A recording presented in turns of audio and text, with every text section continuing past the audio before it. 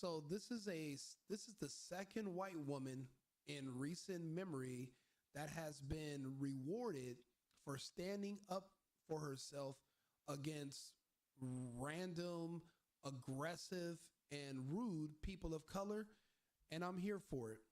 Let's take a listen. You. You racist. You racist. Racist? That's I am racist. So idiot for And real. you are an You are an idiot. No, I I'm am not. racist, and I'll say that to the whole entire world. Don't be disrespectful. You ruin your life, by the way. Oh, talking about Bye. you talking about respect? You talking about respect? You are fired from this place, motherfucker. You're not gonna be working here. Suck it. Suck what? Look how you look like. What's wrong with you? What the is wrong with you, you ugly bitch? Get the Ugly? This is the shocking viral video that got a Cinnabon employee in Wisconsin fired. In the disturbing clip that is spread across social media, an angry white employee hurls racist slurs and makes vulgar gestures at a Somali couple as they filmed her. The woman behind the counter was identified as 43-year-old mom Crystal Walsey from Oneida, Wisconsin. The clip was posted by one of the customer's cousins, Sabrina Osman, aka Skylight7373, on TikTok. According to her, the dispute broke out after the customer asked the employee to add more caramel to her pecan cinnamon roll.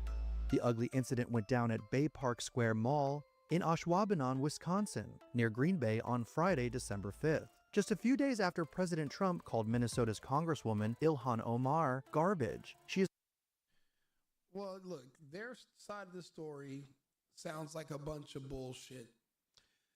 Just because these are white people, it doesn't mean that they can be treated like the punching bags of all these random Africans, African Americans, gays. Do you see how they mistreat white people? Do you see how they talk to them? They'll sit there, be nasty and disgusting, say evil, racist things about white people. And then when the white person's about to respond, they take out their cameras and record so that they can claim victimhood. And that's just not going to fly anymore. I personally donated to this woman's fundraiser today because I'm glad she did what she did. I'm tired of seeing, I'll be honest, if I have to choose between liberal white women or this white woman, I will pick her 100 out of 100 times every day of the week.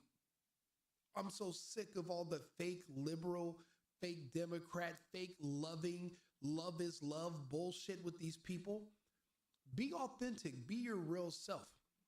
And if you think that bowing down to these mobs of invaders from other parts of the world, if you think that's going to save you, if you think they're going to look at you and say, you know what, she's one of the good ones, don't chop her head off, you're wrong. That's not going to happen.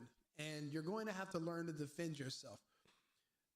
So again, expecting them to always be the bigger person, turn the other cheek, that's a failed strategy.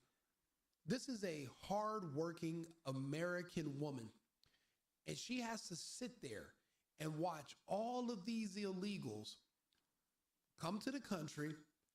Magically, they all of a sudden have tons of money. They don't have jobs, they're on welfare, but they have brand new cars outside, and all the local Americans are sitting there like, what are they doing that I'm not doing? Well, you're not committing fraud, and you're not, and they don't mind committing fraud because we don't even know their real identities. They can always fly back home and get away with anything they want to. But they're also, again, they're committing fraud. They're getting social security. They're getting welfare. They're on Section 8. So everything's subsidized, plus their fraud money. While you're working hard and your tax money is being scammed by them through the federal system. So basically, you're busting your ass so you can afford to give them cars and food and housing. And then they have the nerve to come there and talk down to you because you work at a Cinnabon. They talk crazy to you because they think you need that little job. Because they're scamming and stealing from the system, they pretend that they're more successful than you. If you removed the ability for these illegals to come over here and scam the system, they would never choose to live in this country because they wouldn't be able to get ahead. Because then it'd be an equal playing field with Americans, and they need advantages. The first advantage, if you're not, say you're not even Somali, say you're from Central or South America, your advantage first is that you're willing to work for half price. You're willing to accept slave wages. You're willing to accept meager housings. You're willing to accept no benefits. So of course you can undercut Americans in a market. So you might temporarily appear to be more successful, but you're not. It's a false economy. It's not real. It's only based off of slavery. And I thought everybody in this country was so anti-Confederacy, pro-Union. But yet, when the opportunity to turn people into slaves comes up, people just jump on it. I thought we were supposed to be against that. So what was the whole purpose of the Civil War if you guys still want slave labor? Oh, but Rico, who's going to pick the crops? Who's going to clean the toilets? Isn't that the same argument the Confederacy made? Who's going to clean our houses? Who's going to pick the cotton? It's the same thing. And then, except you're not living on the property where you're working, they give you just enough money to pay for housing off-site. But if you were living on the property for free in exchange for your labor, you're pretty much breaking even, the same that these illegals are doing. Except they pool all their money together so they can afford to do a little bit more, but they all live together. It's a different world. It's a different lifestyle. I've seen so many instances where people literally treat white people like trash. They talk to them terrible. They act as if every white person is a billionaire. And they say ridiculous shit like, oh, you had a 400-year head start. Okay, black people had a 175-year head start. When did the Civil War end? But you're not putting them to the same standards that you put white people. And a lot of these other races are coming over here to the United States and they're adopting these Black American talking points. But you got to think about it. Black Americans hate the country. So when these people are coming over here and they're picking up these mannerisms, they're picking up these traits that are basically to push down the country and to hurt the country, not to be proud of who you are, where you're from, and to want to see your country do better as a whole. These people hate everything about life in the world. And they're spreading that into these immigrants who are coming over here who are now thinking, okay, that's a good playbook. Let me do the same. Now, I'm glad this woman fought back and cussed these fucking people out. These people are over here scamming us and robbing us, and then they want to come play in our face and talk down to us while we work our meager jobs. But these meager jobs are generating tax dollars that we're using, we thought, to feed you. We remember you with all the flies and shit everywhere and Sally Struthers. We remember all those things. It tugged on our heartstrings, 15 cents a day. Remember, that's what the price was, back then? And now you're over here trying to order a Cinnabon and talking to me crazy. I gave my 15 cents back. Yeah, I'm glad I donated to her charity. He's the first Somali American to serve in Congress. Ilan Omar is garbage. She's garbage. Her friends are garbage. His heated remarks come as feds crack down on a billion-dollar welfare fraud scheme, apparently carried out by numerous Somali migrants in the state. Amid the Cinnabon uproar, an online fundraiser supporting the fired employee titled Stand with Crystal has raked in $100,000. Bro, what?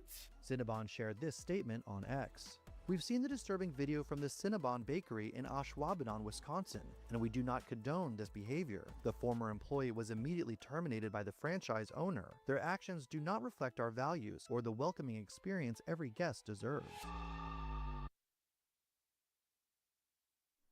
To be honest, on the road that we're on right now, we're going to need more women like her. There's already going to be a collision. There is a civil strife, a civil conflict that's going to happen right here, whether we want it to or not. And no matter how liberal you are, how white and gay you are, when these these hordes come, all they're going to see is white. They're not going to care that you were friendly, that you donated this or you helped with that. They're not going to care. So there's a war coming regardless. There's no point in being nice or keeping up this facade of, oh, we're just so accepting. No, we're not. We're tired of it. We're done with it.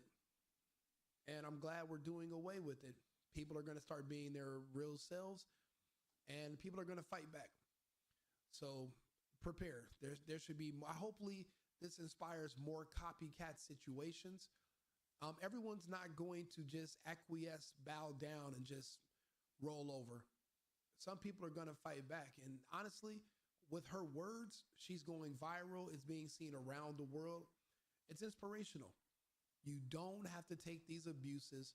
You can push back. So what? You lose a little job at Cinnabon. You'll have more offers now because people respect strong women. Bravery, it's easy to be a coward. It's very scary and difficult to be brave and put yourself out there. Knowing that she has children, she's going to lose that little job. She was still so brave that she stood up for herself. Nobody just explodes because you say, excuse me, could I get a little bit of extra caramel? No, that's not how it works. These people were rude to her. They provoked her. They disrespected her. And she handled herself the way she should have. You know, that American spirit is still alive and well in some people, even though it's been lost in many others. So do me a favor, like and subscribe, share the video. I'll be back on live in about 10 minutes with another topic. Remember, America first, America only. I've been needing to find a new apartment, which has not been easy with credit as bad as mine. Luckily, I found cosigning.com. They connected me with a cosigner who helped me get my dream apartment for me and my dog. I just paid a small fee and was able to move in fast. Get the cosigner you need for the apartment you want. Check out cosigning.com today.